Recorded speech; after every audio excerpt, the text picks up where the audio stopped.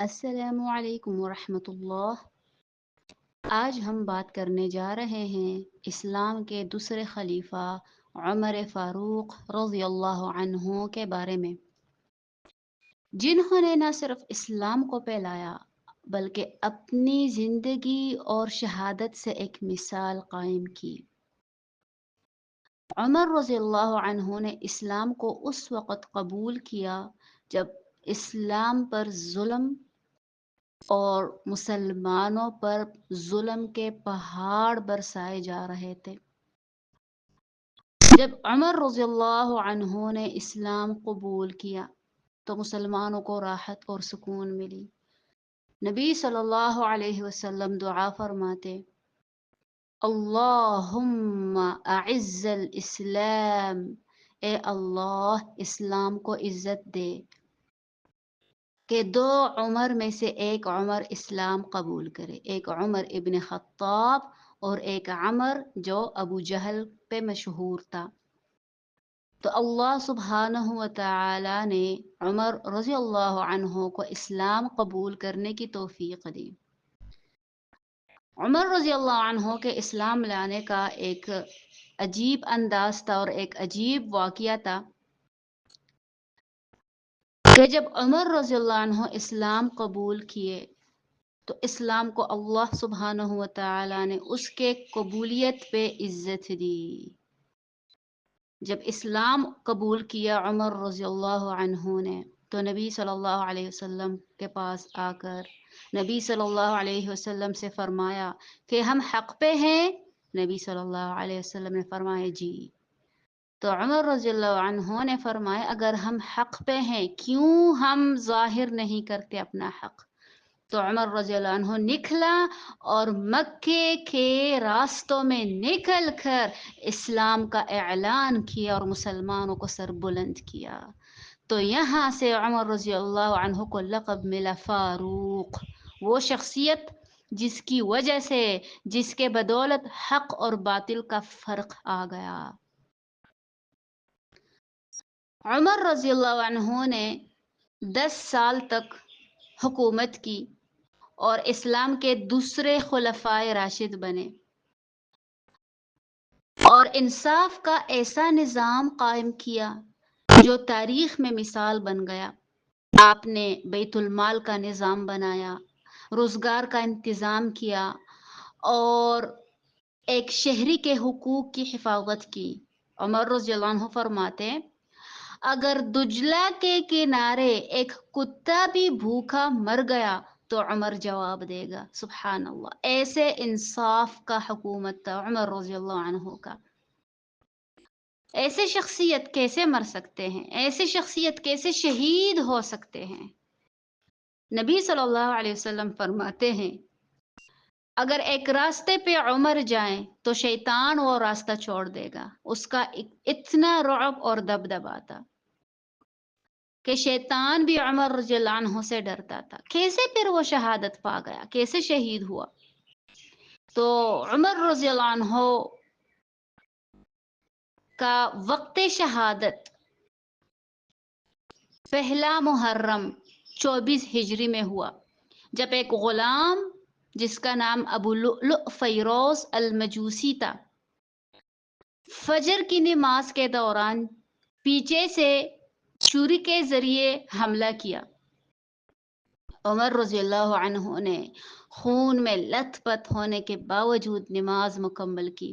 آپ نے کہا جس نے مجھے قتل کیا اگر مسلمان ہے تو میں خود پر ملامت کروں گا۔ سبحان اللہ، ان کے الفاظ کو غور کرے، اور اگر کافر ہیں تو اللہ سے بدلہ چاہتا ہوں میں۔ اب کیوں ابو لؤلؤ نے عمر رضی اللہ عنہ پہ حملہ کیا؟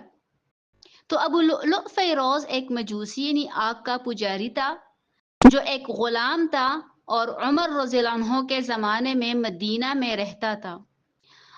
اس کا مالک ایک مسلمان تھا اور وہ ابو لؤلؤ سے روزانہ کچھ مال یعنی ٹیکس لیتا تھا۔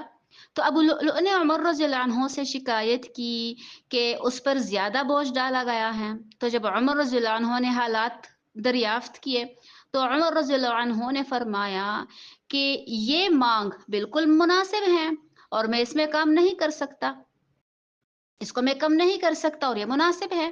تو ابو لؤلؤ نے جواب سے ناراض ہو کر اور دل میں یہ بات چھپائی، اور دل میں ان کے لیے نفرت اور غصہ اس نے چھپایا اور رکھا کہ میں اس کو قتل کروں گا، میں اس کو شہید کروں گا۔ تب انہوں نے اکیلا ایسا نہیں کیا، بلکہ منافقوں اور دشمنوں کا بھی اشارہ تھا اس میں۔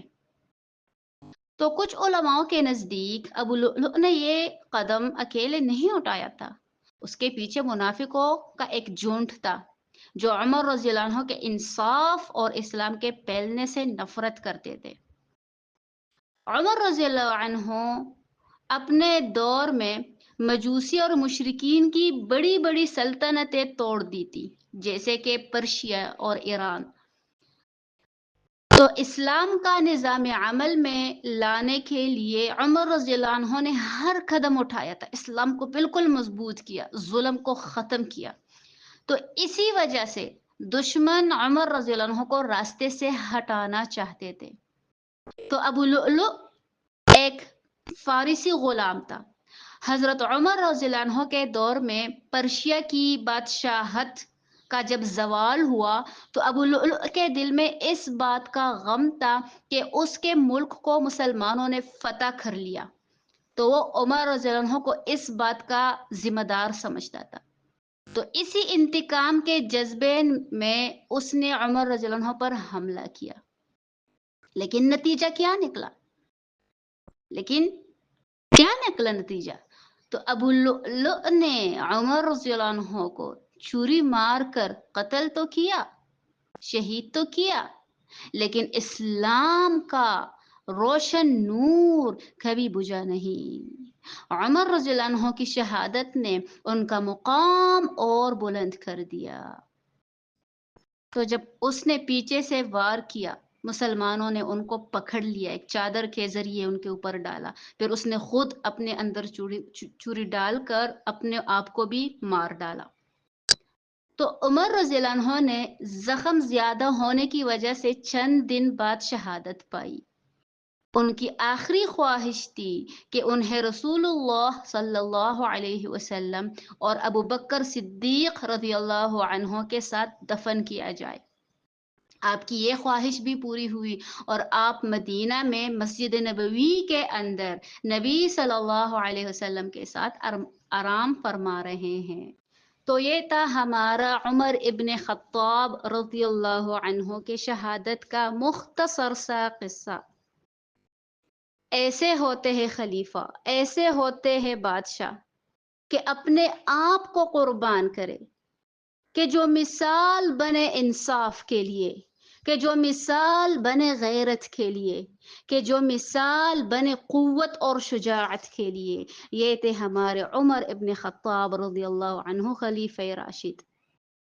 تو اگر ویڈیو پسند آئی ہو تو لائک اور شیئر کریں اور دوسروں تک یہ پیغام پہنچائیں۔